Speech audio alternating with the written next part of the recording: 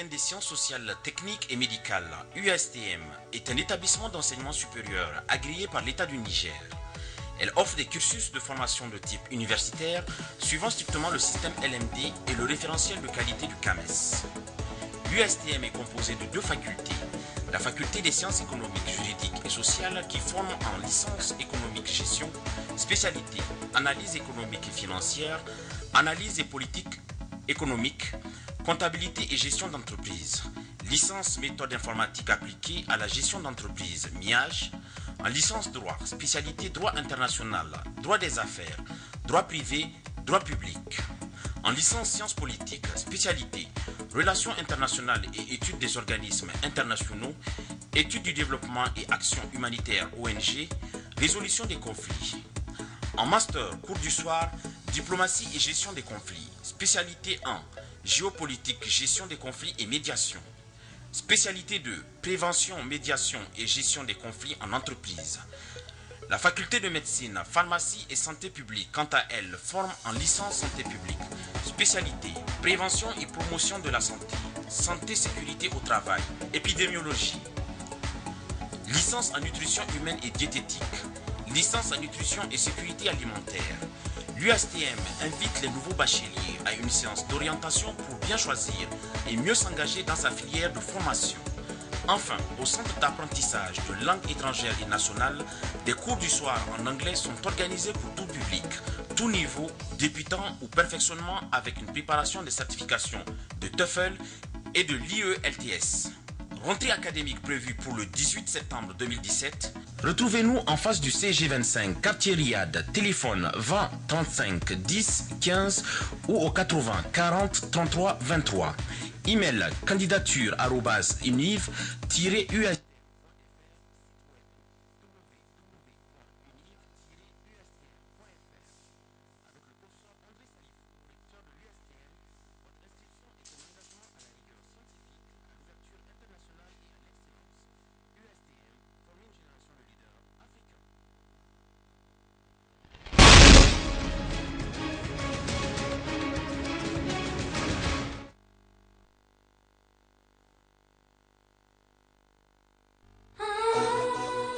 CSP Al-Mustaqbal.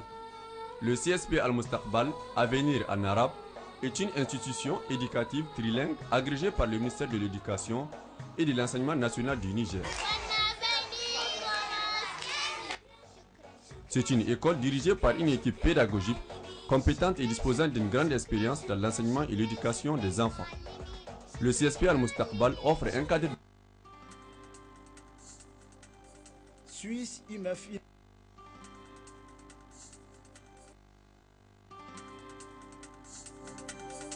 Swiss IMF University of Niger, la première université privée européenne à Niamey, offre la meilleure condition d'accessibilité aux jeunes nigériens. Notre université met en avant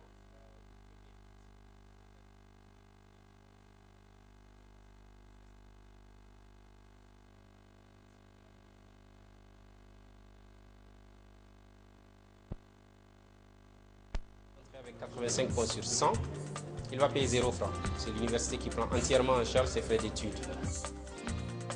La qualité académique, c'est notre credo à Swiss IMF University of Niger. Nous mettons l'accent sur la qualité suisse, qu'on dit la Swiss Quality and Local Price. La qualité suisse, prix local, avec une perspective internationale selon le besoin du pays. Un jeune ou professionnel qui va faire des études ici à Niamey aura la même qualité qu'un jeune.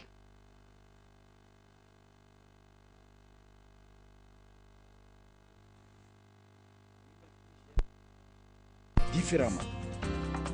On amène la passion, on amène la connaissance, c'est clair, mais on va demander aussi les échanges. C'est-à-dire qu'en fait, nous, on est venu chercher des échanges et on est venu étudier avec les jeunes comment progresser dans le monde. J'ai une phrase que j'aime beaucoup et qui dit que la salle de classe n'est pas le point d'arrivée de la connaissance, mais le point de départ.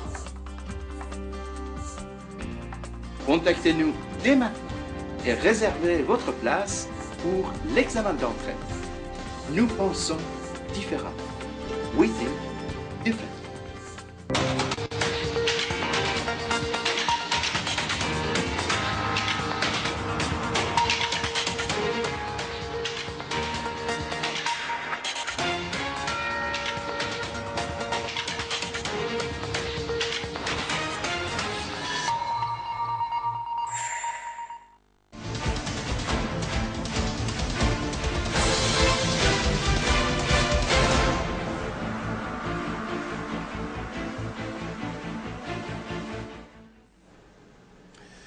bonsoir, bienvenue dans cette grande édition de 21h de la télévision Bonferré que nous débutons toujours par cette image de notre confrère de la radio et télévision Bonferré, Baba Alpha, qui est donc toujours de l'autre côté de la prison civile de Niamey. Une pensée positive à lui ainsi que de son père depuis l'autre côté de la prison civile de Niamey. Cela dit, depuis ce matin, les épreuves écrites de l'évaluation pour la session de rattrapage pour les enseignants contractuels craint en main qui n'ont pas fait l'évaluation de juillet dernier. C'est le directeur de cabinet du ministère en charge de l'enseignement primaire qui a présidé donc le lancement officiel de ces épreuves. Le compte rendu dans ce reportage. Une seconde chance a été donnée pour les enseignants contractuels craint en main qui n'ont pas pu composer les 15 et 16 juillet dernier en ce qui concerne l'évaluation, et c'est là pour plusieurs raisons. Ils sont 3802 enseignants contractuels de Niamey et Tillabéri à prendre part à cette session de rattrapage. Cette session de rattrapage, comme vous le savez, elle fait suite, comme son nom l'indique, à la première session qui s'est tenue les 15 et 16 juillet. À l'issue de cette première session, nous avons constaté que certains enseignants ne se sont pas présentés pour des raisons diverses. Il y avait des cas de malades, des gens qui étaient hospitalisés.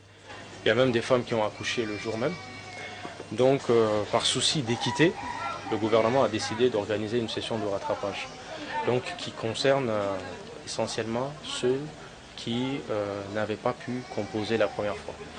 Et là également, par souci d'équité, le gouvernement a décidé d'ouvrir une petite brèche pour ceux qui avaient déposé les dossiers dans les délais à l'époque, mais à qui on avait demandé de compléter une pièce, souvent le relevé de notes, pour parfaire l'authentification.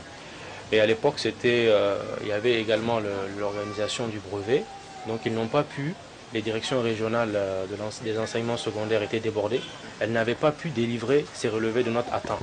Donc là également, par souci d'équité et de justice, nous avons décidé, ceux qui, à la date d'aujourd'hui, ont complété leur relevé de notes, ils ont pu composer aujourd'hui. Dans le démarrage de ces épreuves de ce matin, quelques difficultés ont entravé le début de ces épreuves. Nous avons rencontré quelques problèmes dus principalement à la météo. Vous savez, au Niger, lorsqu'il pleut, c'est un événement. Certains pays de la côte s'en accommodent fort bien, il pleut tous les jours, ça ne désorganise rien. Mais au Niger, dès qu'il pleut, il y a un peu de, je dirais, un peu de perturbation. Voilà. Mais bon, petit à petit, vous avez vu vous-même, vous avez constaté que les enseignants ont regagné leurs salles.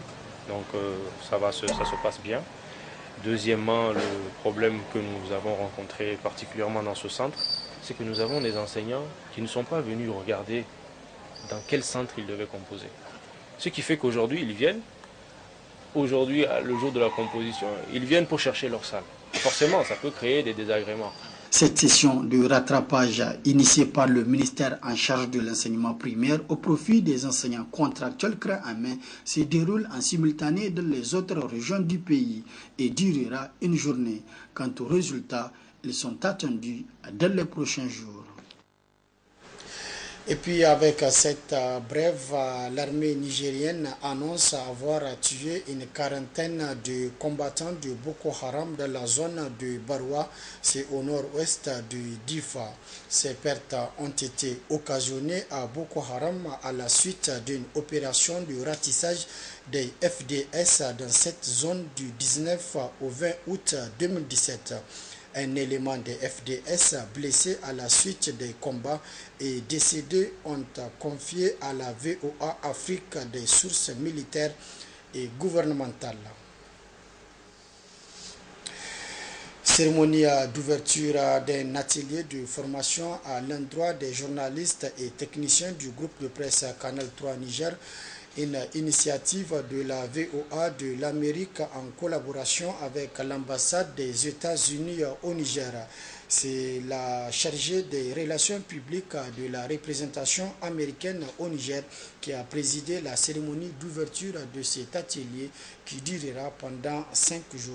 Le compte rendu avec Boubacar Amadou et Ibrahim Amadou.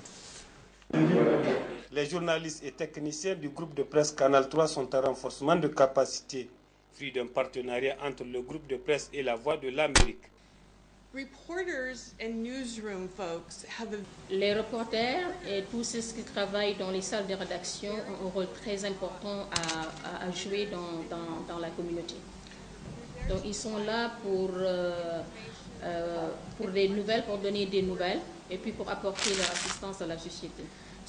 Lorsque les médias sont puissants, donc la société est puissante. Donc nous sommes là pour renforcer vos capacités dans le cadre du journalisme. Nous sommes là donc pour vous donner ces connaissances et nous sommes là aussi pour recevoir de vous. Cette formation durera 5 jours et sera animée par des experts de la VOA et de l'ambassade des États-Unis d'Amérique au Niger. Cette formation, je suis sûre, arrive à point nommé car elle intervient à un moment où elle est besoin en technique de reportage et les défis que posent les nouvelles technologies d'information et de la communication sont énormes.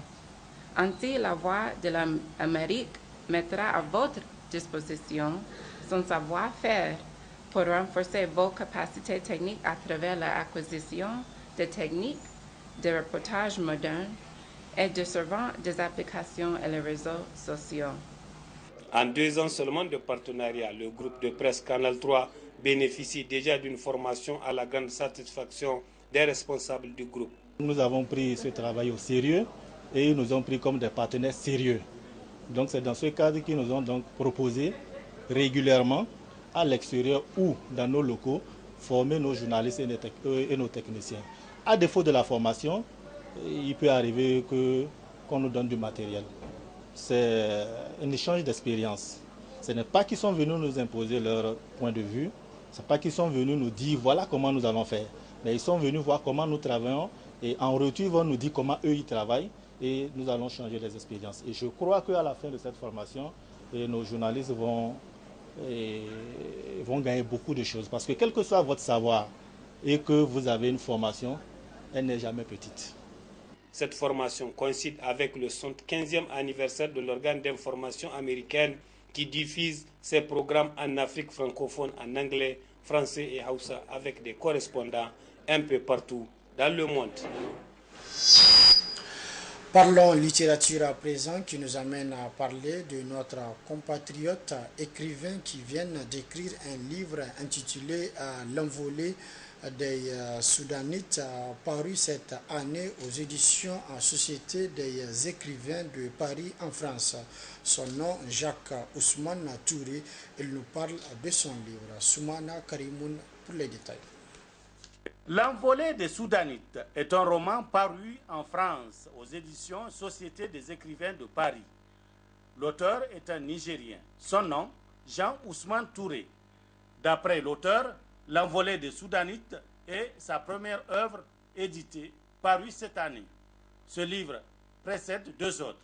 Jean Ousmane Touré, l'auteur du livre, nous parle de son roman, le pourquoi du titre qu'il porte, qui est L'envolée des Soudanites. Alors, ça peut surprendre en voyant le terme soudanite, mais en fait,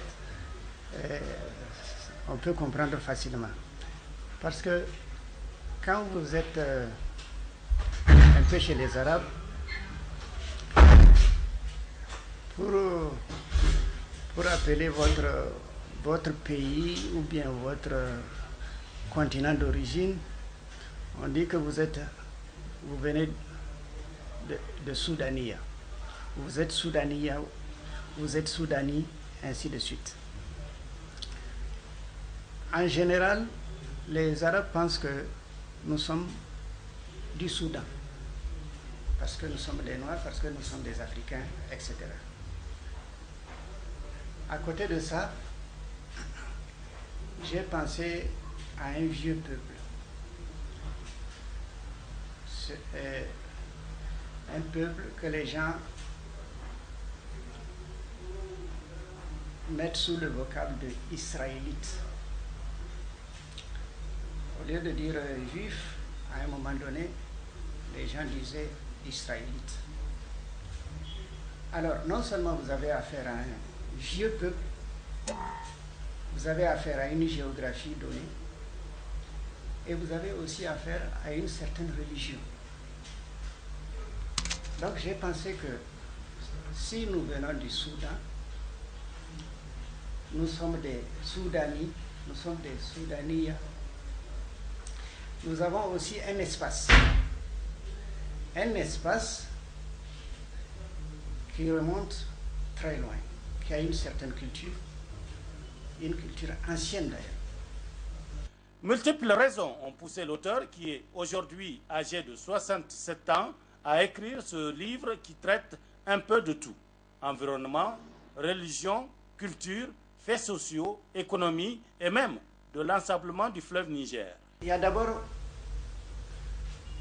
l'expérience. D'abord, je vous dis, j'ai beaucoup voyagé. Et j'ai tâtonné dans un certain nombre de domaines d'emploi. Par exemple, il m'arrive d'enseigner, il m'arrive de faire la représentation commerciale, il m'arrive de faire même le manager quelquefois. Mais là, c'est sur recommandation avec d'autres personnes. Donc, avec tout ce que j'ai pu cumuler comme ça, je me suis dit que ça ne doit pas se perdre. Non seulement j'essaie de codifier ça dans un petit ouvrage comme celui que vous avez entre les mains, mais ça m'a projeté un peu plus loin pour réfléchir à notre condition de vie, sur un plan individuel, mais aussi sur un plan familial. Ce roman, outre les faits sociaux, religieux ou environnementaux, il nous apprend aussi des événements qui se sont déroulés dans notre pays. De nationalité nigérienne, Jean-Ousmane Touré est né à Niamey, où il a fait ses études primaires et secondaires, les études supérieures à l'étranger, où il a passé un bon moment avant de revenir au Niger, sa terre natale. Selon l'auteur, il lui reste encore 2 volumes à écrire, après celui-là. Le mois de Zulhijja, qui consacre le 10e mois du calendrier musulman, sera entamé dans quelques jours par les fidèles musulmans, Inch'Allah. Dans les 10 premiers jours de ce mois, qu'est-ce qu'il est recommandé aux musulmans de faire? Élément de réponse dans ce reportage. Dans pratiquement 24 heures ou 48 heures, les fidèles musulmans entameront le mois de Zulhijja, qui consacre le 10e mois du calendrier musulman. Pendant ces 10 premiers jours, il est recommandé aux musulmans la multiplication des bonnes œuvres. Il y a un certain nombre d'attitudes qui doivent être adoptées par les musulmans au cours de ce mois, que ce soit ceux qui seront au Hajj comme ceux qui vont rester au pays. De manière générale, comme le Coran nous l'a indiqué, les 10 jours de Zulhijja sont des jours très importants. Et le prophète sallallahu alayhi wa sallam, il a recommandé aux musulmans de beaucoup de jeûner, c'est-à-dire de se consacrer beaucoup à l'adoration au cours du mois de Zulhijja, notamment à travers l'observation de jeûnes, et surtout le jeûne du jour de Arafat. Le prophète sallallahu alayhi wa sallam disait en l'occurrence qu'il espère que pour celui qui va observer le jeûne de Arafat, qui est le 9e jour de Zulhijja, qu'il puisse avoir ses péchés d'une année passée et d'une année suivante pardonnés par Allah subhanahu wa ta'ala. Donc c'est un mois vraiment de très grande spiritualité pour lequel on veut que les musulmans adoptent une attitude vraiment très spirituelle, parce qu'on doit se rappeler du sacrifice, de l'esprit de sacrifice qui a été observé par notre père, le prophète Ibrahim alayhi salam, qui, pour l'amour de Allah subhanahu wa ta'ala, a consenti à immoler son fils pour l'amour d'Allah subhanahu wa ta'ala, alors que c'est un fils qu'il a eu quand il était déjà très âgé, un enfant qu'il attendait longtemps et qu'il aime. Donc c'est un rappel de cet acte très spirituel que nous devons observer ces éléments de spiritualité au cours de ce mois de Zulhijja. En plus des efforts dans les actes d'adoration comme la prière, le rappel d'Allah, les contacts avec la famille, les aumônes, le fait de recommander le bien et d'interdire le mal selon ses possibilités, il est recommandé aux fidèles musulmans qui a l'intention de sacrifier et qu'il rentre dans les 10 premiers jours de Zulhijja, il ne doit pas se couper les cheveux, les ongles, jusqu'à ce qu'il sacrifie sa bête. Dernier aspect de ce journal avec ce volet reportage qui nous amène à la découverte d'une activité génératrice de revenus qui est le lavage des véhicules. Une activité qui, malgré toutes ces difficultés, permet aux gens qui l'exercent de joindre l'œil debout.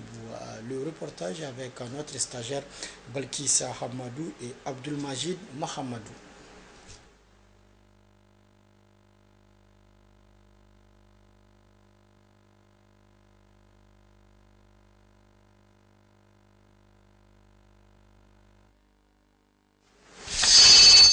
Justement, comme je l'ai annoncé, donc, le volet reportage de cette édition nous amène à la découverte d'une activité génératrice de revenus qui est le lavage des véhicules. Une activité qui, malgré toutes ces difficultés, permet aux gens qui l'exercent de joindre l'œil debout. Le reportage avec notre stagiaire Balkissa Hamadou et Abdulmajid Mahamadou. Il n'y a pas de sot métier à ton coutume de dire. Activité génératrice de revenus, le lavage des véhicules est un métier qui permet aux jeunes de subvenir à leurs besoins. C'est notre métier, même si c'est pendant la saison des pluies, on n'a pas le choix. On va concentrer de ce qu'on gagne. C'est que le travail là, c'est juste pour ne pas aller dans un autre pays pour nous refouler. On peut mieux rester ici, au Niger, pour un peu gagner. C'est plus mieux. Bon, dans tous les cas, alhamdoulilah. Les laveurs de véhicules lancent un appel à l'endroit des jeunes en quête de travail.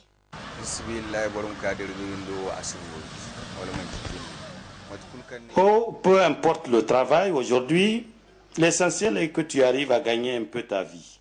Ça vaut mieux que de rester à la maison sans rien faire. Il faut faire les choses selon le déroulement de la vie. Je pense que c'est comme ça.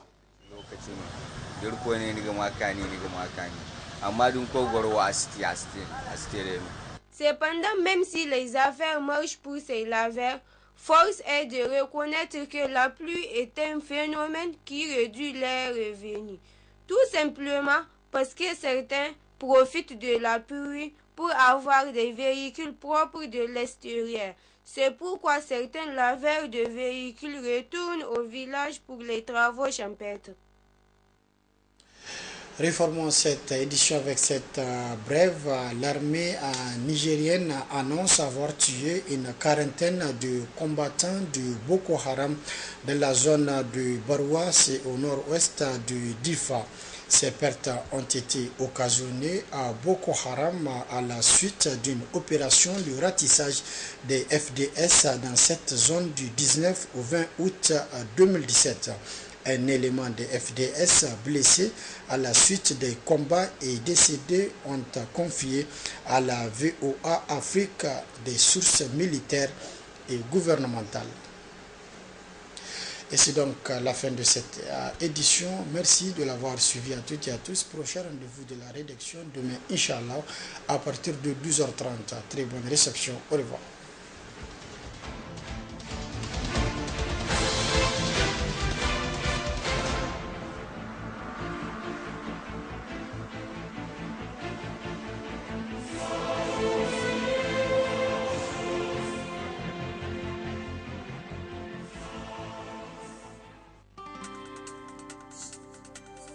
Swiss IMF University of